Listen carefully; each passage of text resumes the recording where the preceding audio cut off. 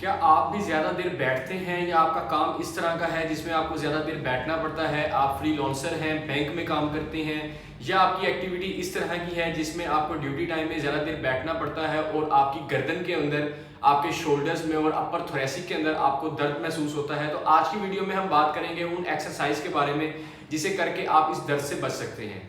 अक्सर ऐसे होता है जब हम ज़्यादा देर बैठते हैं, कंप्यूटर के ऊपर काम करते हैं, तो हमारा जो पोस्चर होता है वो डिस्टर्ब हो जाता है। ज़्यादा देर बैठने की वजह से हमारे जो शोल्डर होते हैं वो राउंडेड हो जाते हैं, आगे की तरफ आ जाते हैं, हमारी गर्दन में दर्द होना शुरू हो जाता है और इस तरह से बैठने की वजह से हमारी कमर में भी, अपर थोरेसिक एरिया में भी दर्द निकल आता है। अब ये होता किस वजह से है? हमारे रॉन्ग पोस्चर की वजह से। जब हम ज़्यादा देर रॉन्ग पोस्चर के अंदर बैठते हैं तो हमारे जो मसल्स होते हैं, हमारे पट्टे होते हैं, वो उस पोस्चर को अडेप्ट कर लेते हैं, यानी कि वो हमारा रॉन्ग पोस्चर होता है। अब उस वजह से हमें पहले तो हल्का फुल्की स्टिफनेस महसूस होती है, दर्द महसूस होता है, मगर जब हम परमानेंट उस पोस्चर के अंदर बैठे रहते हैं तो आहिस्ता आहिस्ता हमारी बॉडी उस पोस्चर को अडेप्ट कर लेती है और हमारी बॉडी के अंदर सेम वही पोस्चर बन जाता है जो हमारे बैठे हुए होता है।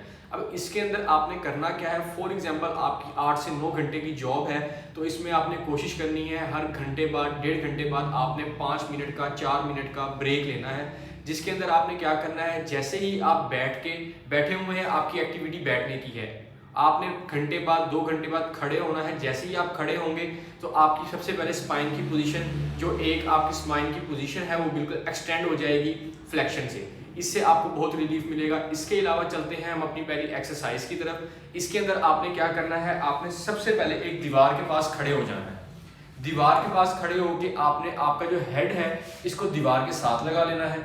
उसके बाद जो आपका थोरेसिक एरिया है, आपने इसको भी दीवार के साथ लगा लेना है। जब आप अपने हेड को और थोरेसिक एरिया को दीवार के साथ लगाएंगे तो आपकी जो स्पाइन है वो स्ट्रेट हो जाएगी, जो कि ऐसे एक कुब निकला हुआ था वो बिल्कुल स्ट्रेट हो जाएगा।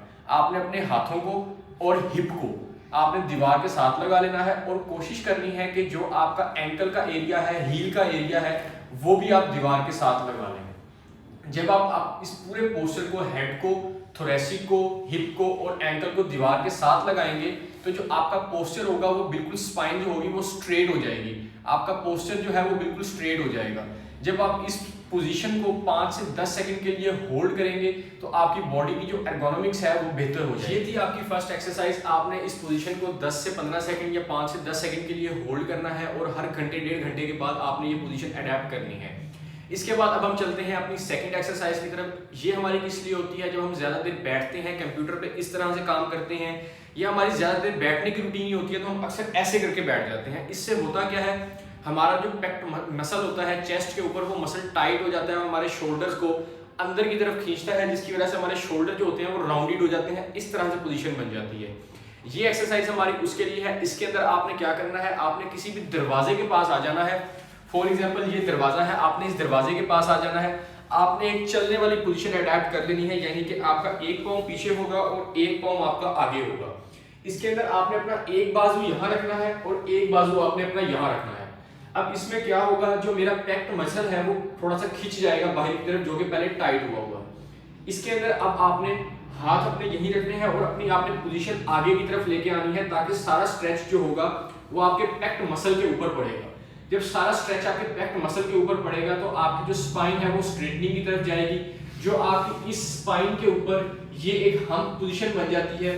जब आप ये वाली एक्सरसाइज अडेप्ट करेंगे तो वो आपकी पोजीशन भी बहुत हद तक बेहतर हो जाएगी। ये पोजीशन भी आपने 5 से 10 सेकंड के लिए होल्ड करनी है और 2 से 3 दफा आपने ये एक्सरसाइज करनी है। जी, अब हम चलते हैं अपनी तीसरी वर्जिश की तरफ, जो कि आपके अपर थोरेसिक की पेन के लिए होती है। ज़्यादा देर बैठने की वजह से आपके अपर थोरेसिक में पेन आ जाता है, आपके जो शोल्डर्स हैं वो आगे की तरफ आने शुरू हो जाते हैं। इसके लिए आपने क्या करना है? आपने अगेन किसी भी दरवाजे के साथ खड़े हो जाना है। आपका जो थोरेसिक एरिया है वो आपका दरवाजे के साथ अटैच हो जाएगा।